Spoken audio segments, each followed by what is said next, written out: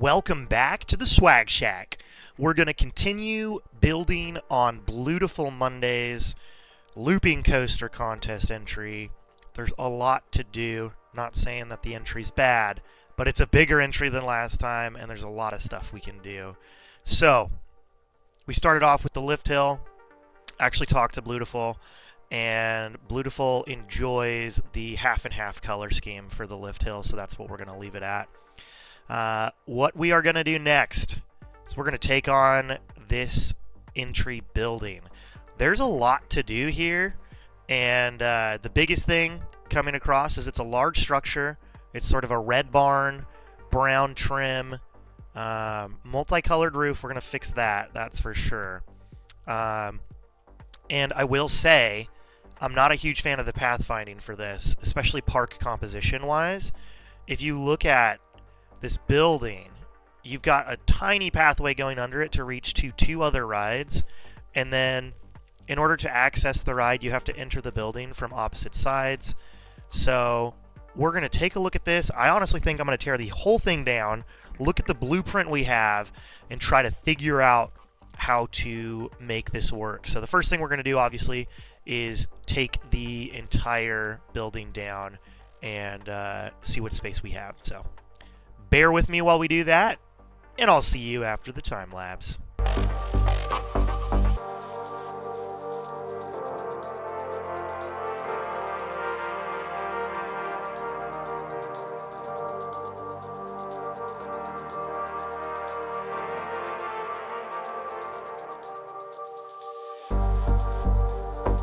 Okay, we've got the vegetation hidden for some reason. The pathing works for this coaster type because you want the coaster cars to be full. A problem when you put two different rides entrances right next to each other is theoretically one ride will get more peeps interacting with it than the other. We really need to figure out how to get potentially the main path through here, and there's not a whole lot of space. Oh, I think I see another random piece. Oh, that's not what I wanted. So I think I'm going to look at this. You're going to see time lapse because if I think through this, this video is going to be like 30 minutes long. So I got to figure out how to make the pathing better for the station overall. Probably going to replace this track with some brake paths or regular track, so it looks less like a platform from the game. So we'll get that kind of organized, and then we'll have the building shape that we can work with. So let's get to it.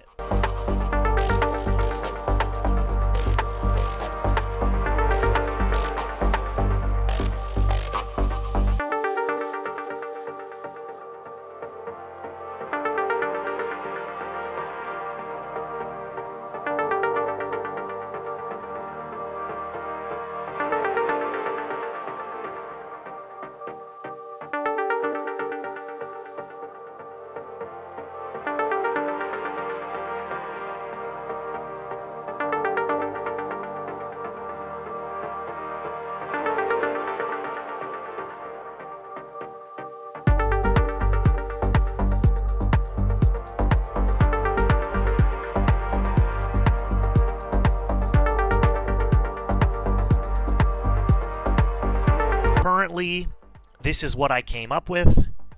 We've got a path going under the entire station. Make sure to drop it lower than typical.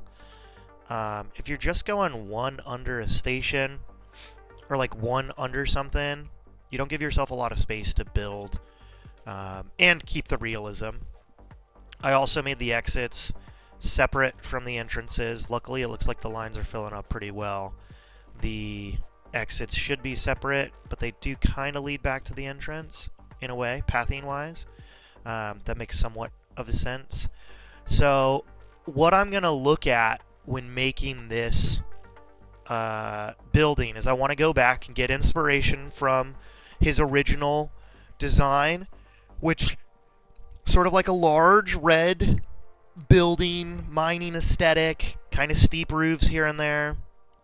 Some flat roofs here and there, and that's what I'm going for. I hope changing this things didn't make the... Yeah, it did change. Okay. I want to make sure that the pathway underneath is clear and it doesn't just look like a janky pathway that goes underneath. I don't know. With the amount of space we have, that's not extremely realistic. And then same thing with these transfer tracks. Like, there's not a whole lot of space to work with. So, not sure we can make that look great overall. But my goal for the next little bit is to build the foundation. So, before doing the roofs or anything, you sort of want to get a foundation as to what you are working with beforehand, which if you don't build your foundation first, you're not sure how flat your building's going to look or if it's going to look stubby. A lot of buildings, like these buildings, as fun as they are, they look a little squat just because of RCT's style. So that's something we were dealing with. The other one looked really wide. Actually, let's go look right now. Let's look at the original. So the original, as vertical as it is, it kind of looked squat because of how wide it was and how shallow the roofs around the edges were. So keeping that in mind, it feels odd. It just looks weird. I mean, I'll be honest, I don't know what this building is. It just is a building. And that's fine to a certain point, but your goal is to make all of your buildings legible so people understand what they're looking at. It makes sense that, okay, we've got a coaster coming through, so it is a coaster station. But if I was looking at this, I'd go, wait, hold on, where does this main path connect? And you find out by looking at many different angles that it kind of drops below and comes around. So I think the biggest thing I want to get in this build is I want to make it legible. I want to make it make sense. So I'm going to try to make sure that pathway, the main pathway, is easier to read. And then the building itself will take inspiration from this. So very much wooden, very much lumber mining town. You've got some smokestacks, some chimneys. So I'll let that guide me.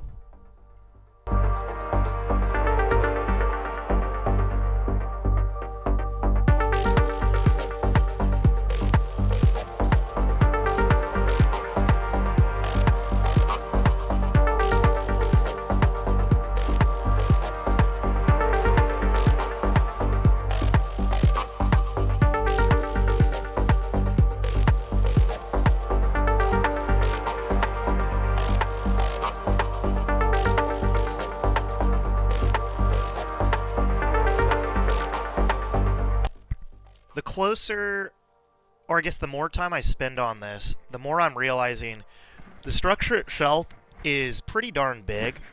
And in order to do like complicated roofs, and I'll show you an image of what I'm kind of looking at for references, the more I do, the less it makes sense. So what I'm going to do is I'm going to start minimizing this. And I know the buildings in the rest of the area are pretty big, but I'm going to shrink it just a little bit and start to use some more basic coaster concept ideas for stations, and then we'll see from there if that works. So bear with me.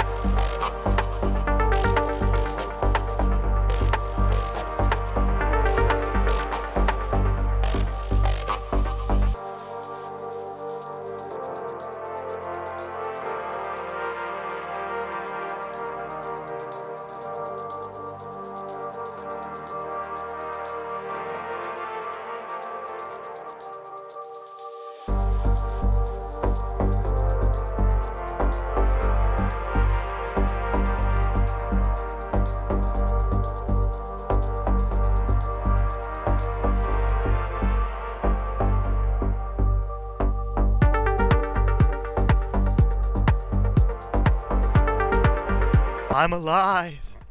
I'm alive. So, I spent a good few hours on this station, and I'm not gonna lie, it was tough. When you design a station, you need to design the queue, you need to design the pathing around it to make it all make sense. In making something work that maybe isn't necessarily built for it, this was tough. I am not gonna lie. So I used a couple techniques here and there, like layering pieces to make some cool looking windows. Really happy with how the windows add some detail to these blankish walls. Overall, the red, brown, and gray aesthetic is sort of saved. That was kind of important to me, that I would stick with that overall. I still haven't done anything with the transfer track. Perhaps just doing railings around it, because now at this point you can walk up here and walk to it. In my mind, the path underneath I turned to gray tarmac just to get better visibility from it. I might change that to a different path color, I'm thinking. Overall, pathing's really tough on this map because it's a lot of brown, and the buildings have a lot of brown trim overall. But I am satisfied. I won't say I'm happy, but satisfied is enough for this. I'm not trying to make a park that's going to look good overall and submit it for a contest. This was very much just seeing what I could do with what was here. So overall, I really do think it's an improvement. We're going to go back to the original, and this is the original. So if you take a look at this, and then you do your side-by-side with this one, hopefully we can agree that it's a solid to slight improvement. Oh, I forgot to mention, both the coaster entrances are right here on one side now. So like Main Street, and honestly I'd make this probably a different color than everything we've been using, but like theoretically you could build a ride sign with, let's say, some material we haven't used. I mean, just the color alone makes it worth it, but I don't know. You just do something like this, sub it on both sides, and then throw the coaster names on it. That's a little weird of a color, but yeah, I guess I'll use this as the bottom, but you could throw the ride sign, do anything you want right there to make them understand that's a coaster. I think there's less you could do. Less is more sometimes. So maybe we'll get some ideas in the comments as to what to do for the coaster. But overall, I'm happy with it, and I hope you appreciate all the time and effort I put into this. And I think next time we'll probably go back to the coaster and we'll start doing some better supports. These were supports back in the time that were okay. They were good enough, but I think 30, one of the other builders on the servers, has made a better looping coaster piece for this, and then supports this high really do need some A-beam looking stuff. And then I might even look at the supports underneath these dueling areas just to further improve that. So supports might be next episode. Maybe we do this bridge. Maybe we keep it simple. This legitimately took me hours and hours. You're going to see things sped up. I'm honestly going to turn some of the builds where I was not happy with into like 64 times speed just to get through it quicker because the video would be too long. So thanks again for watching. Please like, comment, and subscribe. I'll look forward to seeing you all in the next video. Peace.